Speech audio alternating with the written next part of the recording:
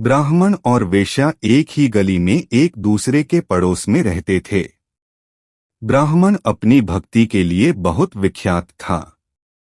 वह सारा दिन अनंत कर्मकांड करने के लिए प्रसिद्ध था। वह तप और संयम का जीवन जीता था। वह कभी हंसता नहीं था और स्वयं को महान संत समझता था। भक्तों को वह ईश्वर की ओर ले जाने वाले उस मार्ग का उपदेश देता था जो केवल त्याग और समर्पण से प्रशस्त था।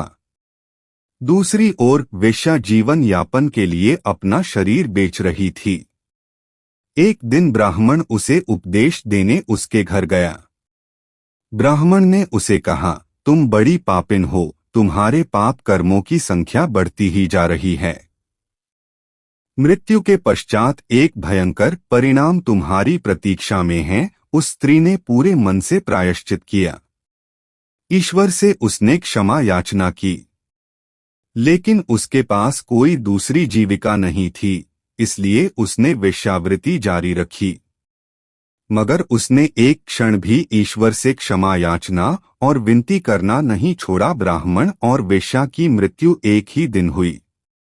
मृत्यु के देव यम उस स्त्री की आत्मा को लेने आए और उसे स्वर्ग की ओर ले गए, जबकि ब्राह्मण की आत्मा को नरक में डालने के लिए दैत्य पहुंचे।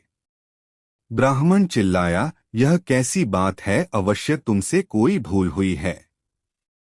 मैंने पवित्र जीवन जिया है।